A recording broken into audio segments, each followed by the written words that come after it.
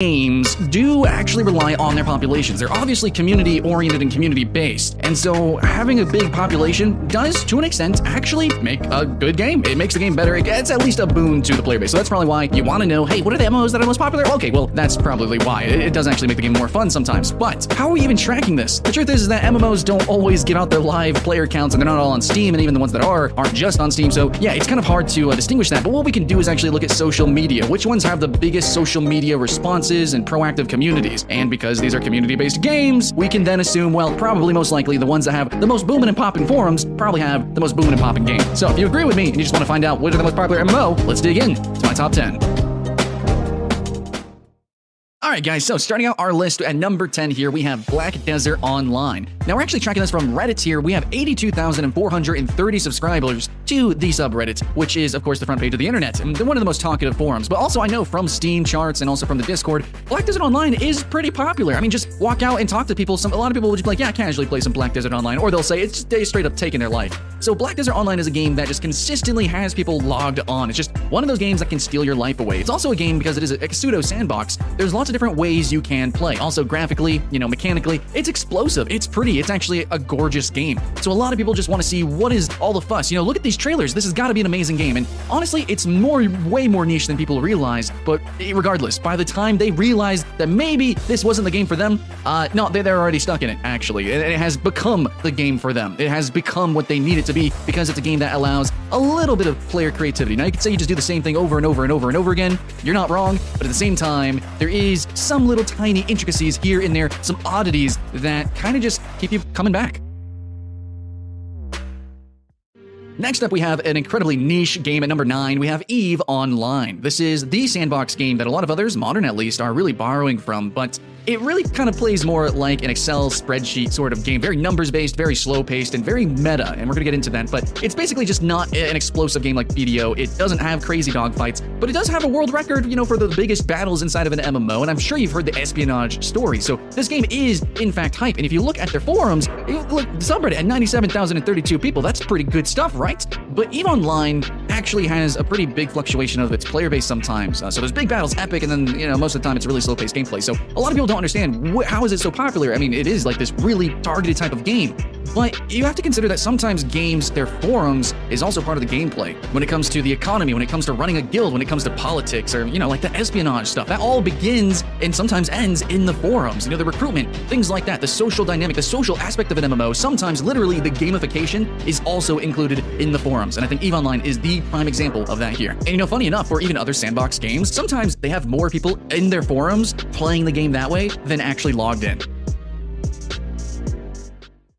And now at number 8 here with 124,751 subscribers on Reddit, we have RuneScape. Now, RuneScape is another oddity. Now, it is actually a popular game. We do see it high on Twitch. We do see it, obviously, their forums. A lot of people talking about RuneScape, playing RuneScape too, but in-game, it is fragmented. So you could debate if it should be higher or lower, because it does have different versions of RuneScape. They've even tried like some weird offshoots like Darkscape, and that failed. But basically right now we have RuneScape 2007, and then we have the new RuneScape 3, what have you. So yeah, a little bit fragmented, and also at the same time, it's not that crazy popular in-game compared to what its forums are going to say, because RuneScape is almost like a meme, actually. So kind of similar to EVE, how people play the game through the forums, RuneScape is more like people use it as a social anchor. So they might even just jump in and just kind of talk in the game. Or like on Twitch, RuneScape was the IRL section, essentially, before IRL existed. Like, people would just log on RuneScape and then just kind of talk with people, and it's like Chatterbait or something. Like, it was ridiculous. So RuneScape, like, frankly, it is a meme, but there is actually some genuinely cool stuff going on with RuneScape.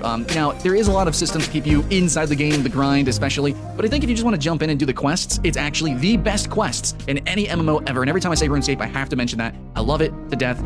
Even if you just won and done it, if you did it back in the day, if you want to come back, if you're new, it's still genuinely pretty cool. Now, number 7, don't hate me for this, guys, okay? But it's Star Citizen.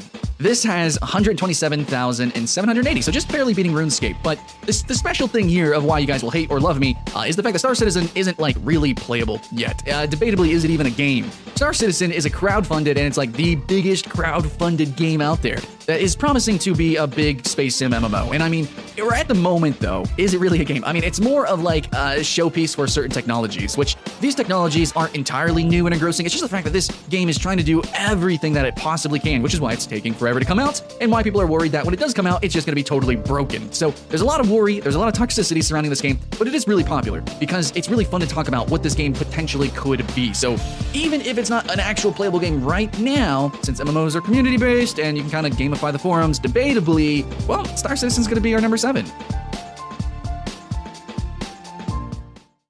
Next up at number 6, we have Elite Dangerous. Now, Elite Dangerous is playable. Now, Elite Dangerous is kind of got the Star Citizen-y vibe. Now, I personally only own the arena version of the game, but basically, it's supposed to be this sort of space exploration game that's supposed to be more dogfighty. It even allows for VR, so there's supposed to be a little bit of immersion here. Now, there's also some really interesting ways that they're kind of implementing content very slowly, very leaky and drippy, but, you know, they're just feeding some really interesting stuff, I think, that the community is really just eating up. So, 129,446 people on the subreddit. Elite Dangerous might have something for a few different kind of people. So you do have these slow burner type of players who maybe are coming from EVE Online or waiting on Star Citizen, but then you also have the arena and dogfighting type of players because the game does have that slight potential there. So kind of a weird mixed game. We are going to see more spacey games coming out. I'm looking forward to Dual Universe myself, but you can see a lot of people excited for the potential of games and they're already jumping in and just trying their darndest to have a good time. And sometimes, even if the game is physically not as good as it could be at the moment, riding the wave with the community can be worth it.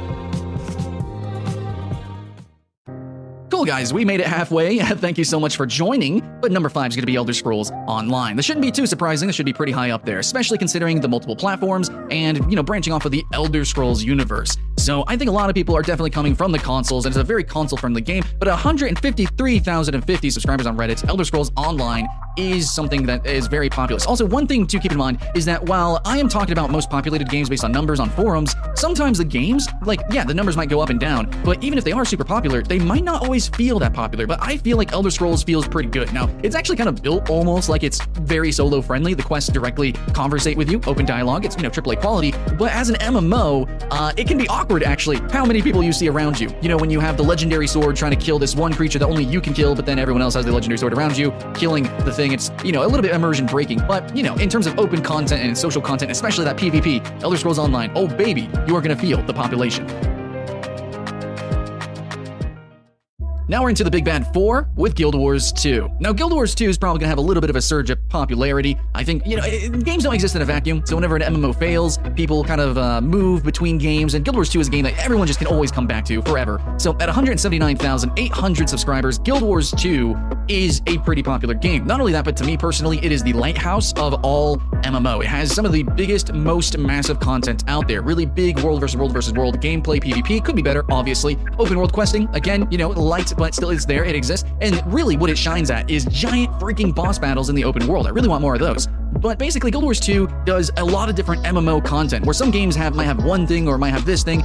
Guild Wars 2 does a whole lot of it, and it does a whole lot of it pretty well. And it's very massive, and you are going to feel that social experience, especially with the mega server system. And again, those open events, whether they're giant kaiju or the little quests, I think it's fair, and I think it's really fun. I can definitely see why it's so popular, especially with it being a free-to-play into a box copy, or you can even have the optional subscription. I really appreciate its monetization, and I think many people obviously do as well. Hey guys, now we are at number 3, Final Fantasy XIV. Now, this game, very surprisingly, came back like a phoenix from the ashes, right? We all know the story. So Final Fantasy XIV launched, it was garbage, and then they had to like remake the game, called it A Realm Reborn, and then from there, it actually turned out okay. Now, personally, the early game is garbage, but like, if you can actually sink your teeth into the game, you get the RP factor, you know, the graphics, everything is nice, the social environment, the rating, you know, the gilding, the hardcore endgame that this game has. Well, you can see why it's competing now with the other big hardcore endgame game, being World of Warcraft. So Final Fantasy XIV is a little bit more niche. It doesn't have quite as much to offer like you would see in something like Guild Wars 2 or World of Warcraft, but what it does, people would say it does really freaking great. 179,931 subscribers on the Reddits. There are probably a lot of people talking about the story. They're actually talking about the new updates. Everyone always talking about balancing, because it is a hardcore game, but you also do have that casual RP audience. So you get this really interesting mix of people doing cosplays, a very beautiful, gorgeous game, and of course people loving just the music and the overall production of and special uniqueness that comes with a Final Fantasy product.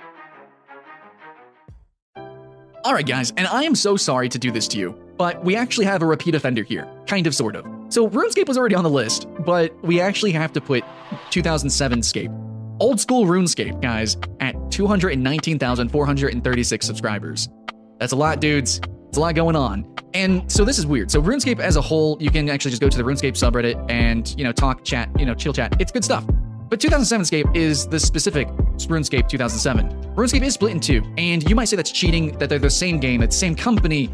Maybe it kind of is for this list, but like whenever you do have these separations, they are different games. Like RuneScape as a whole and then 2007 Scape, people will say that there is a reason why they want this very specific culture, this community, this gameplay. It actually does make a big difference. If you look on Twitch, you're gonna see a lot of people specifically, they just play the 2007 Scape. You have people that just want to talk about just this version of RuneScape because it is different, it is special. So you can tell, man, it's the most popular one. It's more specific even, and yet it is the most popular out of the subreddits. So that should give you an inclination. And out of RuneScape, sure, and it's actually number 2 here on this list of MMOs overall.